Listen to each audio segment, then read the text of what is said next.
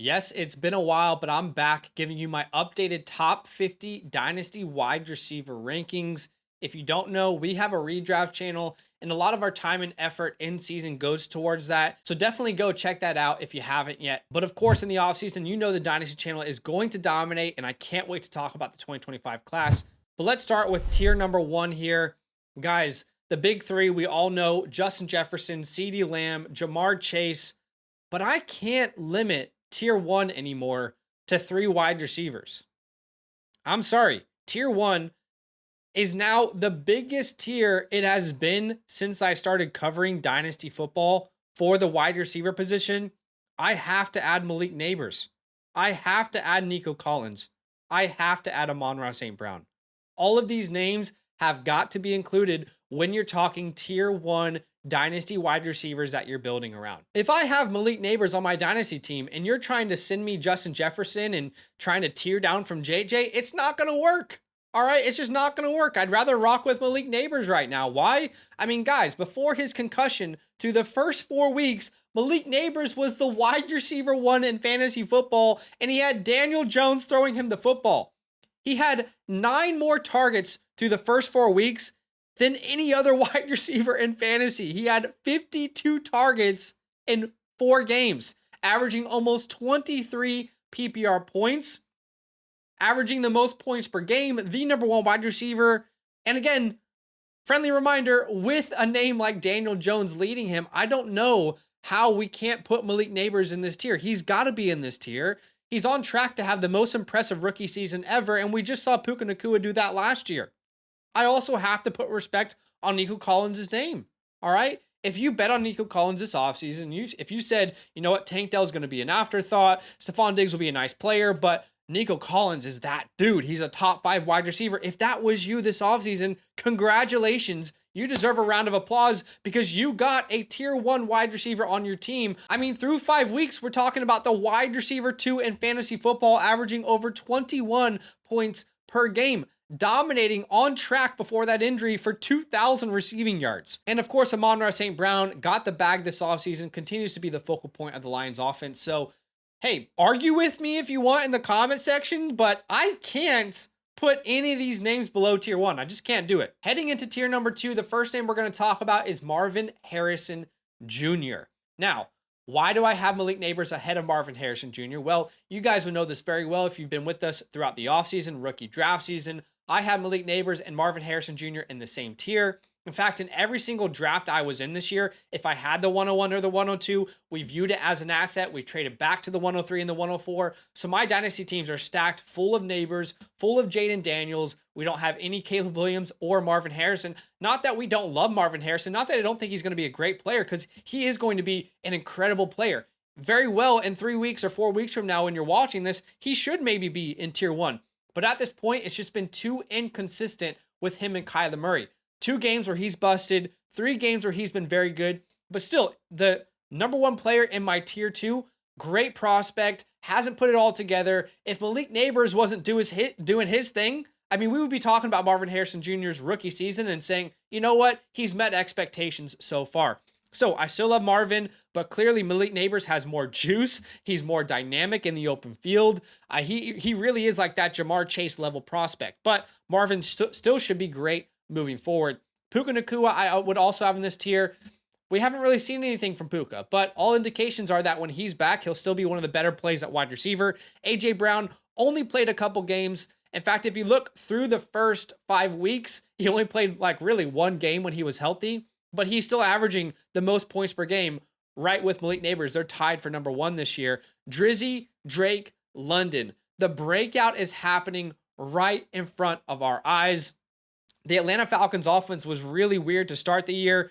There was all this talks about how they were going to throw the ball a lot. Kirk Cousins was there. And in the first couple weeks, they were very run focused. They were running the ball a lot. But in the last 5 weeks, we've noticed a trend where Kirk Cousins has thrown the ball each and every game more and more and more. And they're starting to target Drake London more. They're starting to target Darnell Mooney more. They're putting Drake London in the slot. I mean, this is dream utilization for a name like Drake London, a guy who's always been super talented. We're finally seeing some of the pieces to the puzzle being there.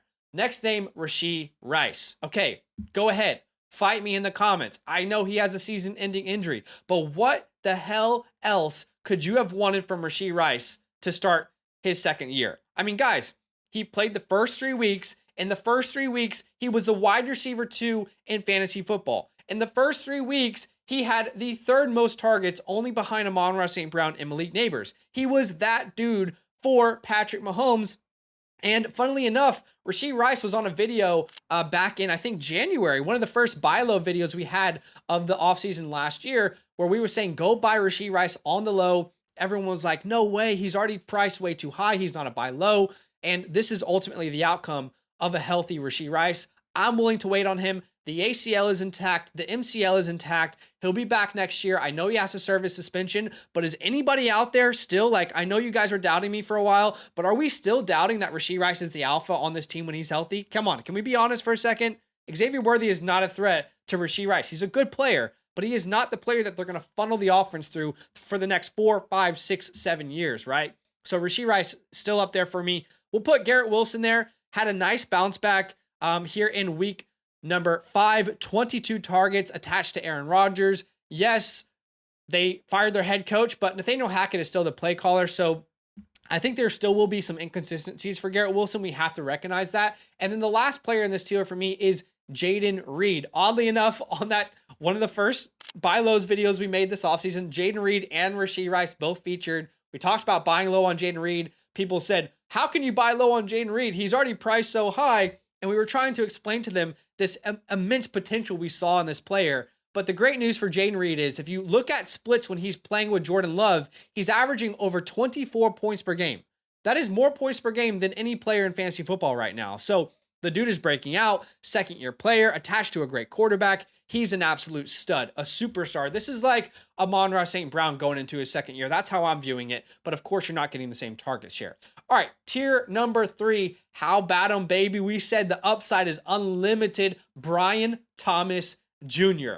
What a year for Brian Thomas Jr. so far. Had his best ever game just recently versus the Colts. Right now, Brian Thomas Jr. is the wide receiver 9 in fantasy football.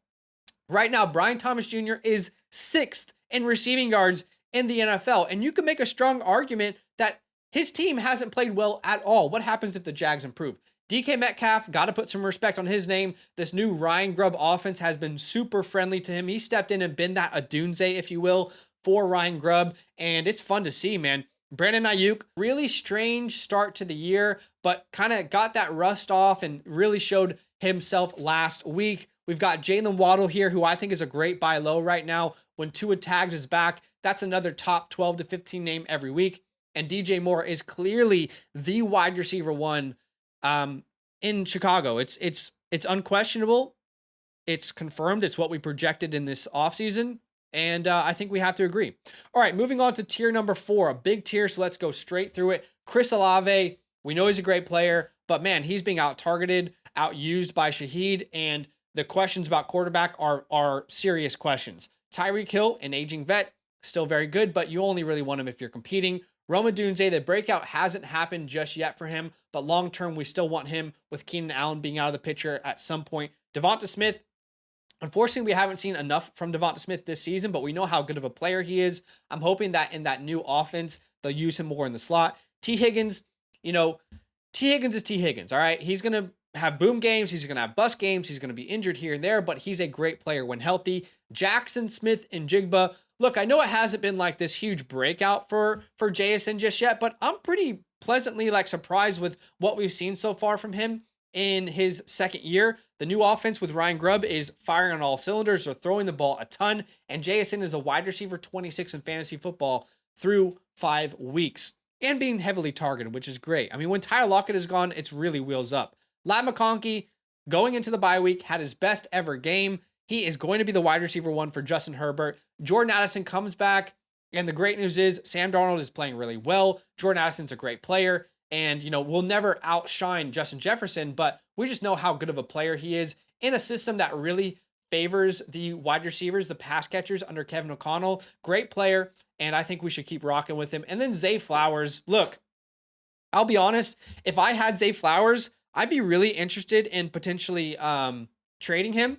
I'd be willing to see what sort of offers there are out there just because it feels like there will be so many inconsistencies moving forward with Zay Flowers. And this offense, some weeks he'll be completely uninvolved. In other weeks, when it's a very close game and a high over under, he might be super involved. It's just so difficult to figure out. And Rashad Bateman is actually playing pretty well. So again, look, I know Chris Olave is at the beginning of this tier and Zay Flowers is at the end of this tier. But if you understand tiers and how they're constructed, I value those guys the same, right?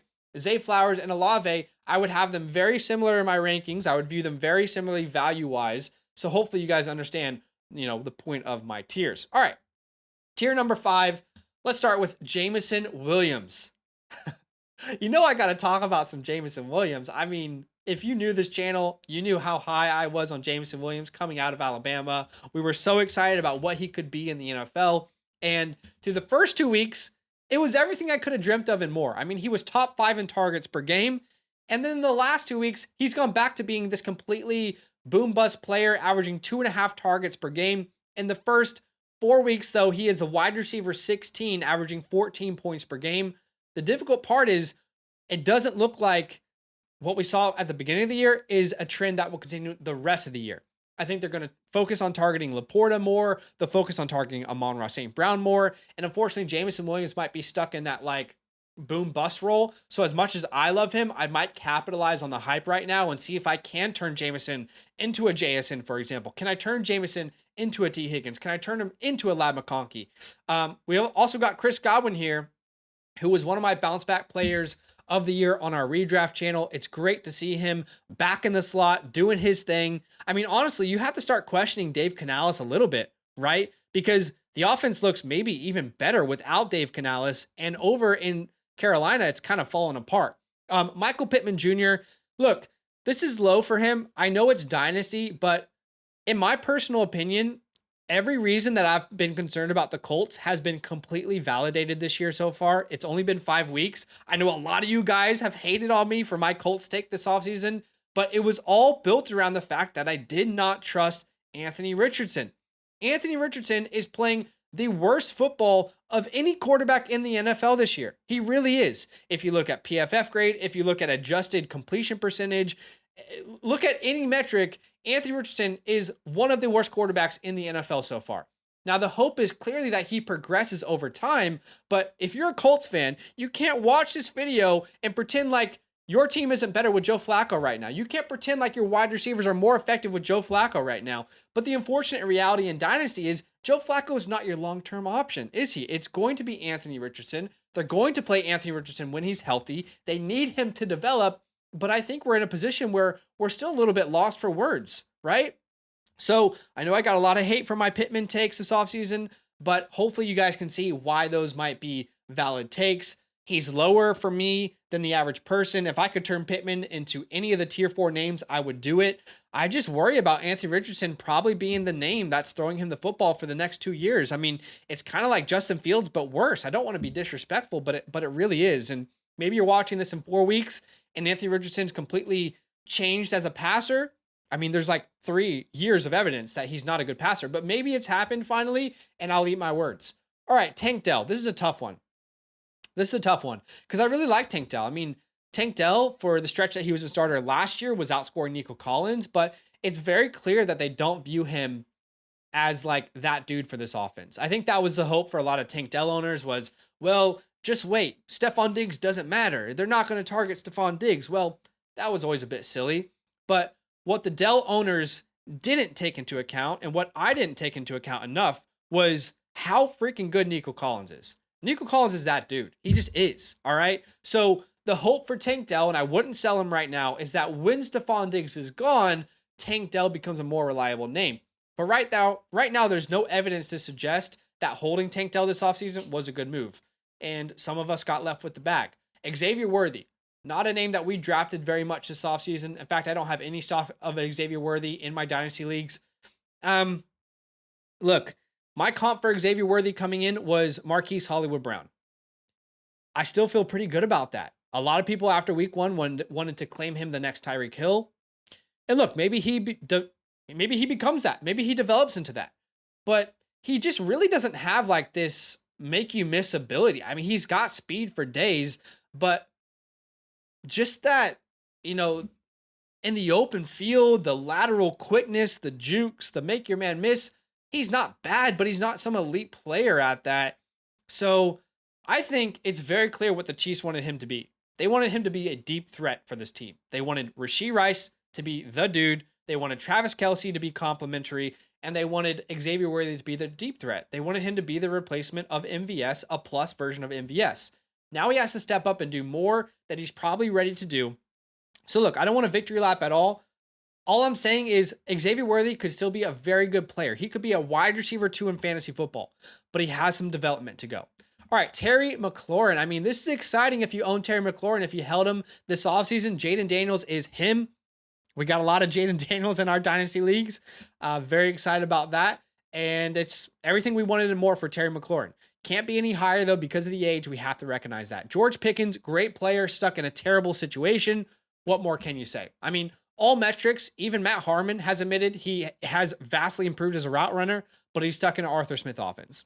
Rashid Shaheed, this is probably the biggest surprise to me, at least. I mean, I'm not going to sit here and pretend to you guys that I had Rashid Shaheed as some top 40 name going into the season. I'm not going to lie to you. I didn't. But, oh my gosh, how can you not be so impressed by Rashid Shaheed so far this year? I mean, we're talking about a guy right now who is a wide receiver 17 in fantasy football. That's crazy. The wide receiver 17 in fantasy football, averaging over 14 PPR points per game. That's mental. I mean, 13th in receiving yards so far this year.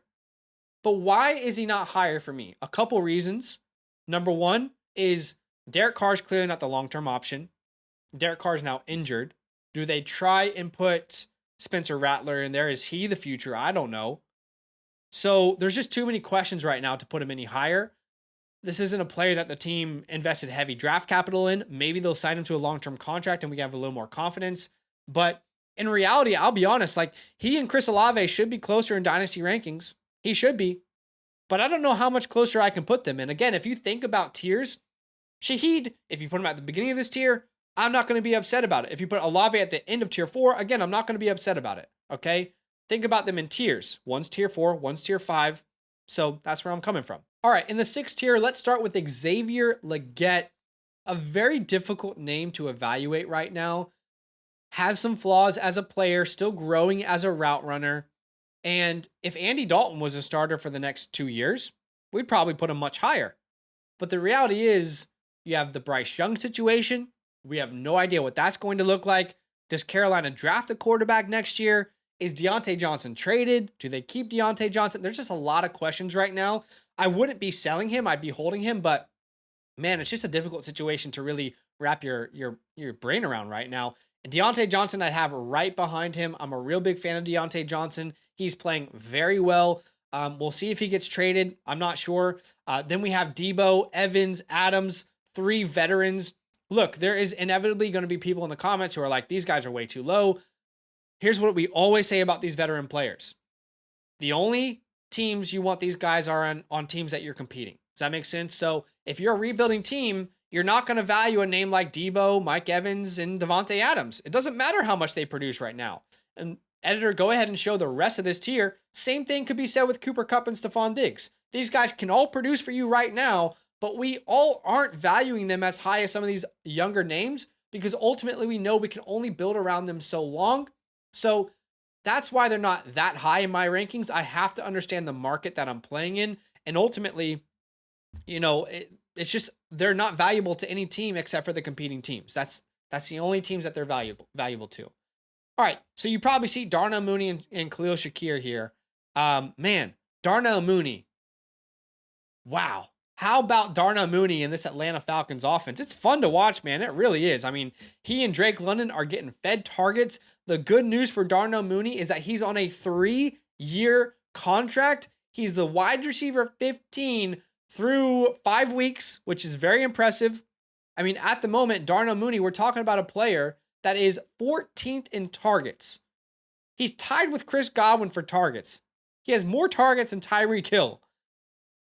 It's absolutely bananas what's happening right now with him. Let's hope that the trend continues. And then Khalil Shakir is very clear the wide receiver. And then Khalil Shakir is very clearly the wide receiver 1 right now in Buffalo, but we got to think about the Buffalo offense differently. It is not an exciting offense for your wide receiver to be a part of. It just isn't, guys. I mean, they went from one of the most pass-focused offenses, and when Joe Brady took over the play calling last year, they became a very run-focused team. That's still what they are today. It's not a very fun offense to be a part of. And sure, Khalil Shakir is a fine name, but I think he's always going to be this middling option. On to tier number 7. Let's talk about Jalen Polk, which honestly, in 3 weeks from now, 4 weeks from now, I wouldn't be surprised if he's up there in tier number 5.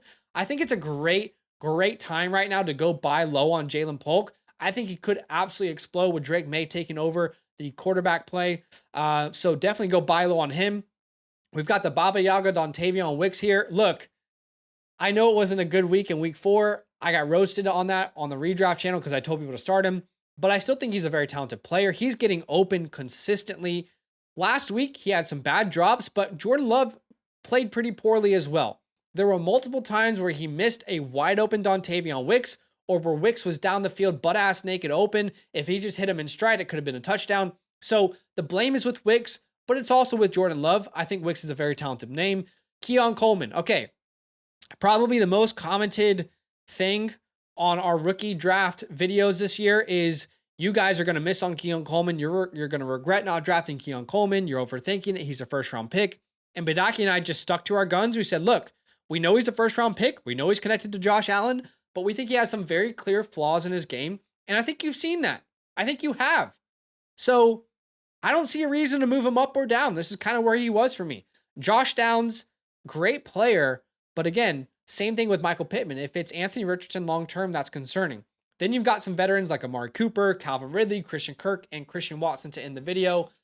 So those are my top 50 rankings, guys. Let me know what you think in the comments below. Hey, if you're out there and your Dynasty team is struggling and you don't know what to do, the good news is we do offer team reviews over on the Flock Fantasy site. Go check out the pinned comment. You can buy a team review or you can become a yearly member and get one complimentary.